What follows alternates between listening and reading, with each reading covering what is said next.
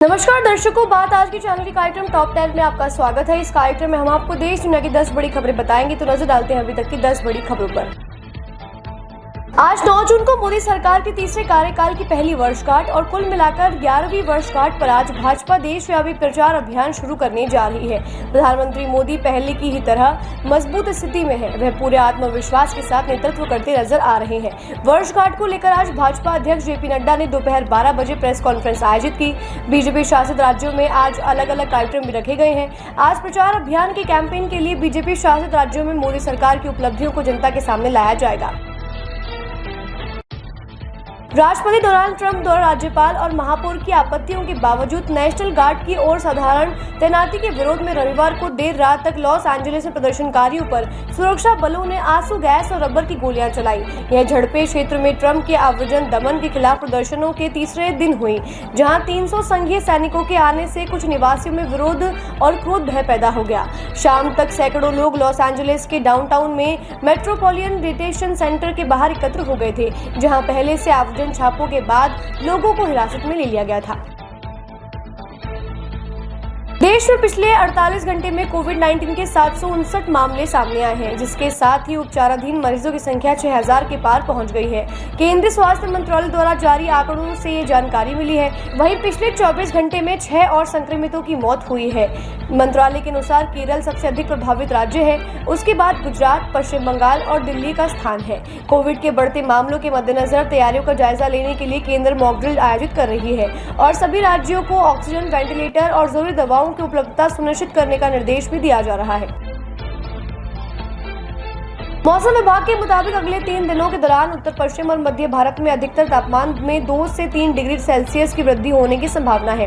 वहीं पश्चिम राजस्थान के कई स्थानों पर 11 जून तक लू चलने की संभावना है और आज सोमवार को 9 जून को इसका असर बहुत गंभीर हो सकता है। हिमाचल प्रदेश और उत्तराखंड को छोड़कर पूरा उत्तर पश्चिम और मध्य भारत भीषण गर्मी और लू की चपेट में है। राजस्थान के श्रीगंगानगर में तो पारा 47.4 डिग्री सेल्सियस तक पहुँच गया है, जबकि कई अन्य स्थानों पर तापमान 45 डिग्री से ऊपर बना हुआ है और अभी 4 दिनों तक ऐसी हालत बने रहने की संभावना है। बिहार विधानसभा चुनाव में एनडीए में सीट बंटवारे के मामले में लोकसभा चुनाव के फॉर्मूले के आधार पर ही सहमति बनाई जाएगी। इसके तहत राज्य की कुल 243 विधानसभा सीटों में 200 सीटें भाजपा और जनता दल यूनाइटेड के खाते में आ सकती हैं। 3 अन्य सहयोगी दलों को 43 सीटों पर लड़ने का मौका मिल सकता है। भाजपा जदयू जल्द ही इस फॉर्मूले पर अपने सहयोगियों लोजपा और हिंदुस्तानी आवाम मोर्चा और राष्ट्रीय लोक मोर्चा से बात करेगी। लोकसभा चुनाव में जनता दल ने 17, भाजपा ने 16, लोजपा ने 5 और हम आरएलएम ने एक सीट पर चुनाव लड़ा था। मोदी सरकार अब श्रीनगर लद्दाख को रेल मार्ग से जोड़ने की योजना बना रही है और इसके लिए सर्वे शुरू किया जा चुका है। इसका पूरा होने से लद्दाख न सिर्फ जम्मू कश्मीर बल्कि पूरे देश के साथ ट्रेन से जुड़ जाएगा। USBRL परियोजना के पूरा होने के बाद अब इसे लेह लद्दाख तक बढ़ाने की योजना की जा रही है। चीन की सीमा से सटे होने के चलते लद्दाख तक ट्रेन सेवा का होना सामरिक दृष्टि से अति महत्वपूर्ण है। केंद्र की मोदी सरकार ने कहा है कि सीमाओं की सुरक्षा के लिए हर मौसम में सेना के लिए परिचालन हमारी प्रमुखता है। वही केंद्र सरकार ने USBRL के बाद इस परियोजना को चुनौती के रूप में लिया है।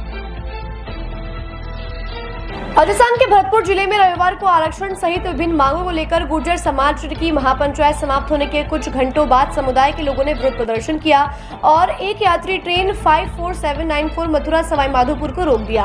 आरपीएफ और स्थानीय पुलिस और रेलवे प्रशासन के अधिकारियों की प्रदर्शनकारियों से बातचीत के बाद में करीब 2 घंटे बाद ट्रेन को रवाना किया गया।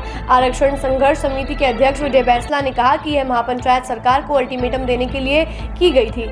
आगे की रूपरेखा जल्द तय की जाएगी। बैंसला ने कहा, समाज आरक्षण लेकर ही रहेगा। राजा रघुवंशी केस में मेघालय पुलिस को बड़ी कामयाबी मिली है।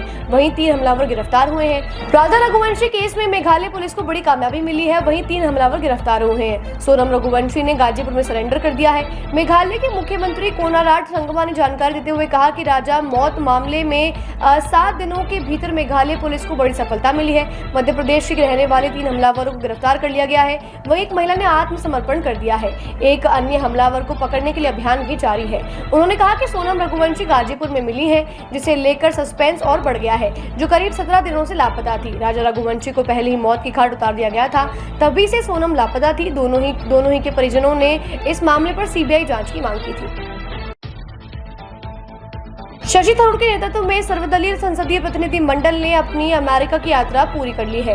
प्रतिनिधि मंडल ने उपराष्ट्रपति जेडी वेंस और उप विदेश मंत्री क्रिस्टोफर लैंडो सहित राजनीतिक और कूटनीतिक नेताओं से मुलाकात के बाद अमेरिका की अपनी यात्रा पूरी कर ली है।